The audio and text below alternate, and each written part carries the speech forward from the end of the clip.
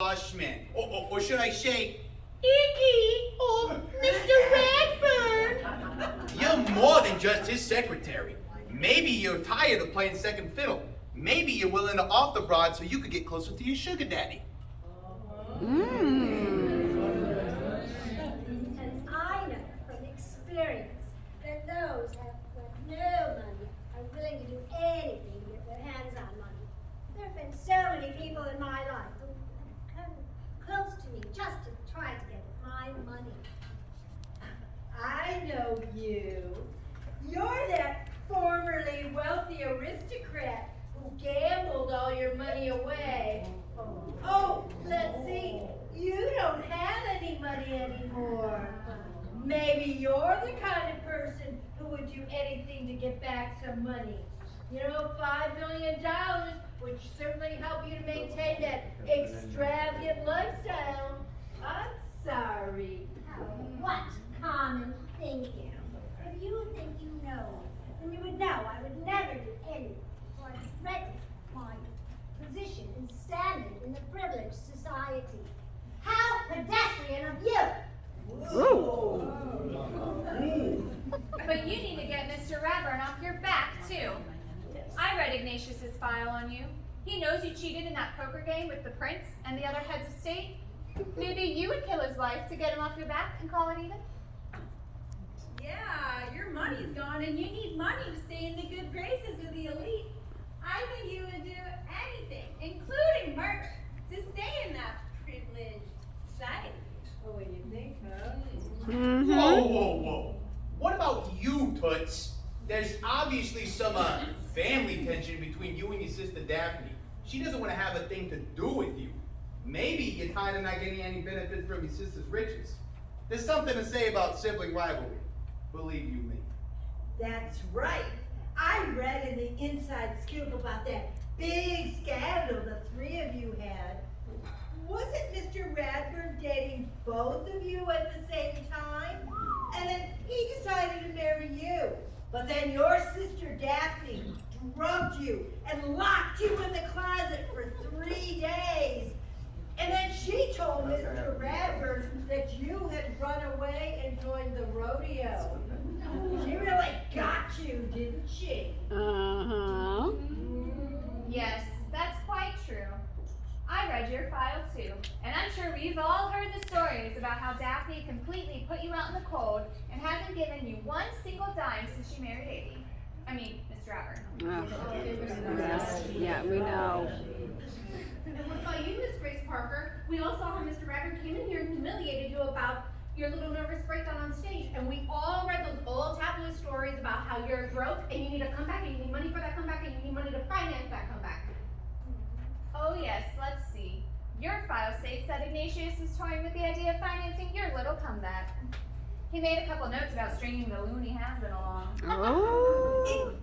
And maybe you're growing weary of his little games, so you've imposed it on yourself to have him finance your comeback, one way or another. Well, I'm not desperate enough to murder anyone. What about you, Miss Kimball? Me? I already said I couldn't commit murder. Oh, maybe not under the usual circumstances, but I think we can all agree that these circumstances are quite unusual. Admit it, Robin.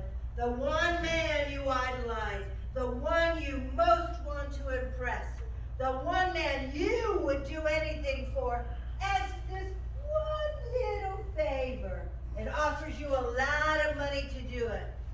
Well, I think that's a little bit too much temptation for you to get in his good graces.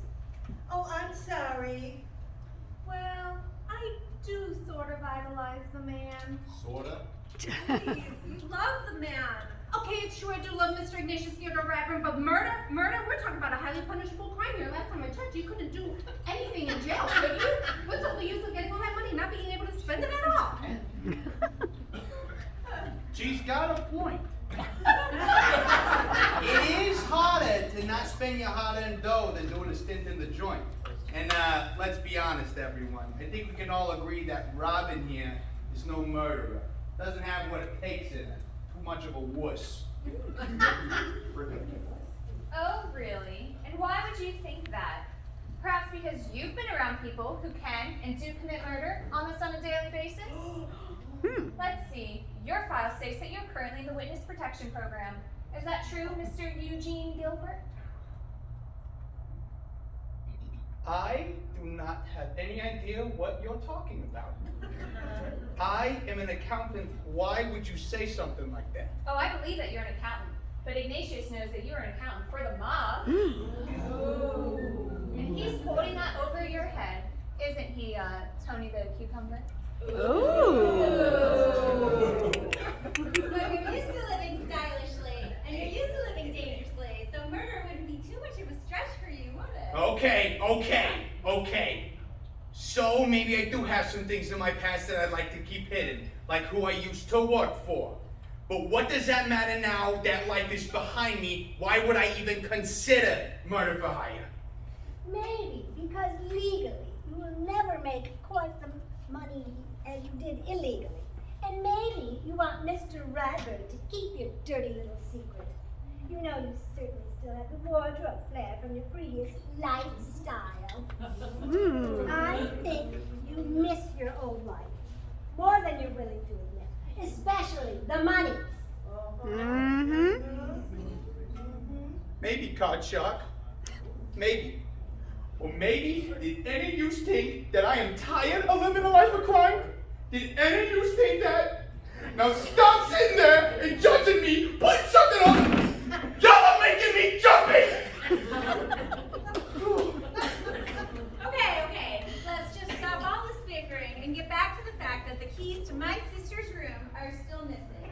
I think we should search everyone here, starting with you. I saw you leave the room after you had your chicken fingers. I think we should search you. And you. You've got that guilty look on your face. Purse. She can't find it. Ah, sure.